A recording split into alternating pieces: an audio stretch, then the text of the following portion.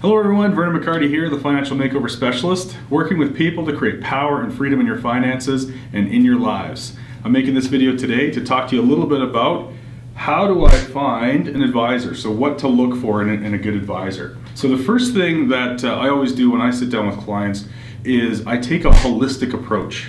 So that means that I'm actually looking at their entire life and their entire financial life, even areas that I'm not necessarily an expert in, but I have training so that I can give them recommendations of people they might have to see. So for example, estate planning, I'm not a lawyer, I don't do wills and that sort of thing, but I know enough to recommend that a client should see someone like that. They're going to look at your investments and your debts and all these different areas because that's going to impact the solutions that they bring to you. Okay, so they're going to take a holistic approach. They're going to look at everything before they start making product recommendations. The other thing that's really important, and it's big for clients too, because sometimes we want to, we don't want to give up all the information because that's a vulnerable space to be in. Now you want to make sure that you're working with someone who actually hears you. They ask a lot of questions and they're listening for what's really important to you and whatever it is that you're dealing with and what you're trying to create in your life.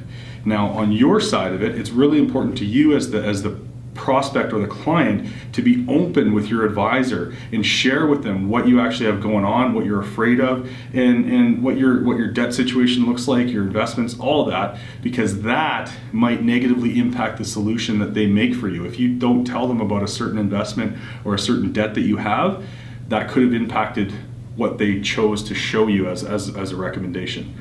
Fair?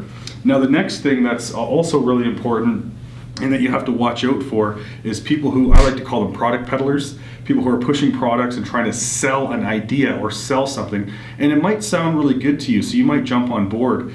But at the end of the day, all the products, ultimately, they're all really good.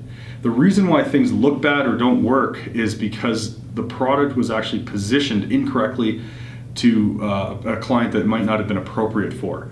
So that's really what the problem is. It's not necessarily the product or the strategy, it's the placement of the product and who it's recommended to or quote sold to. So it's really important that somebody listens to you, they take a holistic approach, and they understand your situation before they start offering you solutions and recommendations.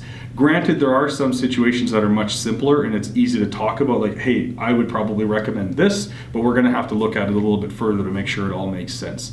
So those are sort of my top 3 things that you should look for when you're meeting with an advisor.